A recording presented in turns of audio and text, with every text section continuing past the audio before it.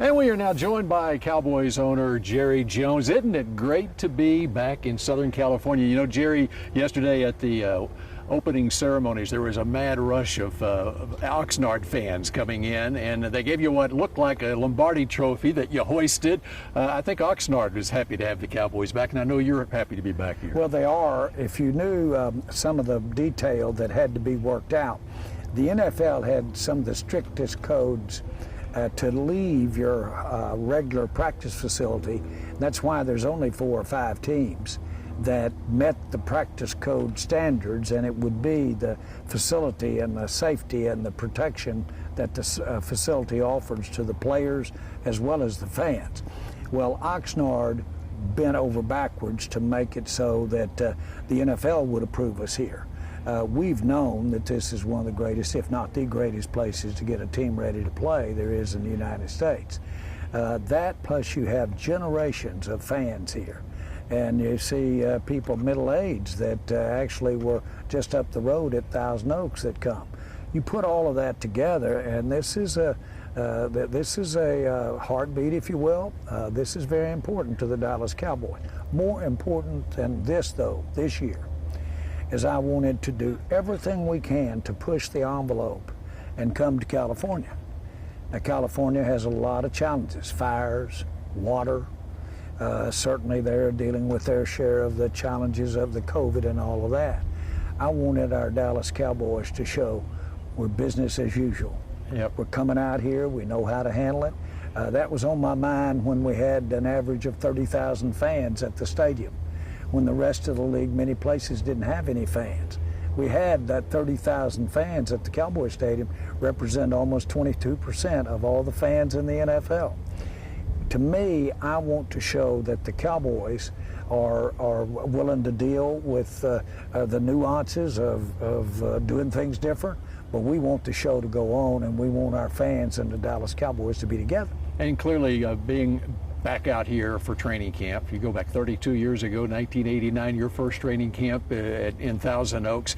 It's brought some, you seem to be very sentimental about it. You got emotional at times in your opening press conference. I have been emotional the last couple of days, and it's joyful emotion. It's not pressure.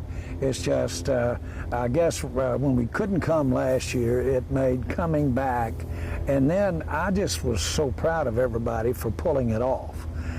Because we've got several hundred people, and of course you and your colleagues are here, and pulling this off, and we are in a challenging time, and we've got challenging things we have to deal with.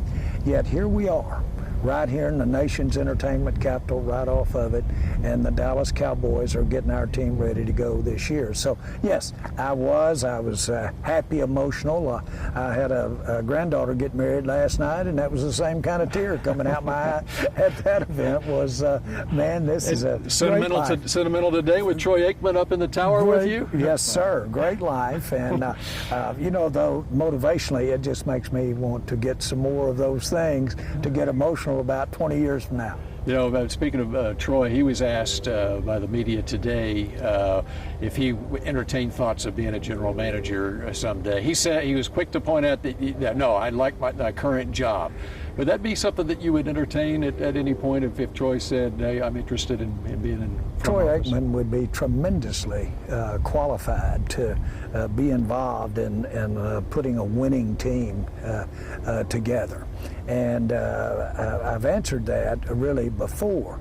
The people that I like to go forward with are the ones that, frankly, I've had experience with in my past. It's great when you've got those people that you've been in a foxhole with, and they've been shot at and hit, and still are there with you to go forward. So he would be a prime qualified person to work in the future with the Cowboys. And it's a misnomer to think that, well, that's your job, Jerry, and I sound condescending, but I intend to. That's just not the case. I want to certainly motivated, and certainly if I feel like someone with the will and the drive and the smartness of a Troy Aikman, then those are the kind of people that you like to go forward with and help you in any way, help you make a decision. lot of people think that you just sit around in a cubicle and that's your decision and that's it. It's not the way it's worked. It never has worked that way. Troy is going to present Jimmy Johnson at the Hall of Fame here in a couple of weeks. Here, looking back now 28 years later, what is it that sticks out in your mind about the time you had with Jimmy as the head coach here, and do you have any regrets from that time? Well, no. As I look at our time together, which was 4.5 years, but you've got to understand that we had almost 23 years since we had played ball together when Jimmy came to the Cowboys, and had those years were great friendship years. And any time I was around football, whether it be at my school at Arkansas or around Oklahoma football, which my business carried me over there, I knew and had influence with the people making decisions, and I would always recommend Jimmy to be the head coach, no matter where, whether it's at Arkansas or whether it's at Oklahoma State. I had that kind of respect for his talent, and so it was real easy for that to happen for me. I had a lot of confidence, not in any way to take away from his skill level or what he was about. My coach at Arkansas, Frank Broyles, told me one time I've recruited 2 genius IQ in my time in college football. And Jones, you're not one of them. But the 2 are Jimmy Johnson and Barry Switzer. Those are the 2 genius IQs that I've had. So I have all the appreciation in the world. And when you look back and you think of what happened to us in those 4.5 years, those times we were together, and when we won those Super Bowls, I know it changed my life.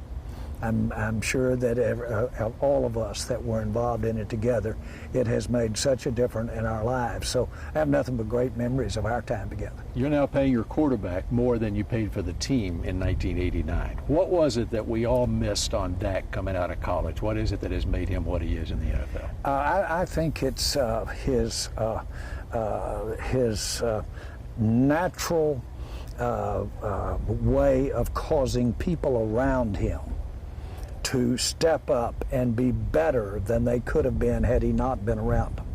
I think he causes that to happen. Now, you can't do that unless you do that. And I've seen Dak Prescott improve so much from the first time that he was here at training camp. I've seen him dramatically improve. We were talking about that today, Troy and I. And I think that he will continue to have that kind of improvement as he goes along. And that's not to say that from that rookie year that he had a lot of room to go before he could lead you to a championship. But I think it's all ahead of us with Dak, and you can't miss that. The other thing that we always say is that Michael Irvin on our championship teams brought an intangible. With all of his frailties, which I love him for it, and everybody else did too. With all of his frailties, he created such a time drew the best out in everybody. Okay, that happened with Michael Irvin, the receiver, and most will say we couldn't have had our success with not only Troy or Emmett, but Michael Irvin as well. Dak Prescott has that. He has the ability to make us all be better. Are you ready to host an SEC championship game at AT&T Stadium? Well, Frank Broyles was ahead of the curve on that 30 years ago, right? Wasn't he? And of course, we're in changing times, and it's going to be interesting to see where this all shakes out. But one of the things that I had in mind as we were building AT&T Stadium was having those great college games, because in my mind, we're in the best part of football in the United States, right there in North Texas. And if this team is healthy, what can it do this year? Oh, we had high expectations last year. And these are always excuses. As Bill Parcells says, you are what your record says you are. But healthy, our team together, and with the talent that we have on our defensive team, then we should be a contender. I remember last year, before our injuries and before our deal, Mike McCarthy and I both sat down, and he said, this is as good or better talent than any place I've coached. That was last year. Yeah. And so there's a lot of work, a lot of talented teams to play out here. but this being here at this great weather and camp sure gives us a chance to pull it out of them. Jerry, retirement age is 65. I hear there are some sportscasters with cush jobs retiring at age 73, but you're never retiring, right? Well, you know, to retire from work, you've got to have done work. And since the Cowboys, I haven't worked a day in my life, I'll tell you. It has all been so positive.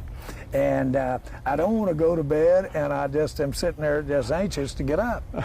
But it's an exciting time, and our fans know that it would be to get to sit up there and watch practice with a Troy Aikman or people like that. And but what I would say is I can get as excited over seeing number 11 Parsons and shaking his hand and talking to him when he comes on the practice field as I did to shake Charles Haley's. Hey, there are sportscasters retiring at 73 who haven't done any work in 25 years, so there you go. There you Appreciate go. it, Jerry. We're in the same club.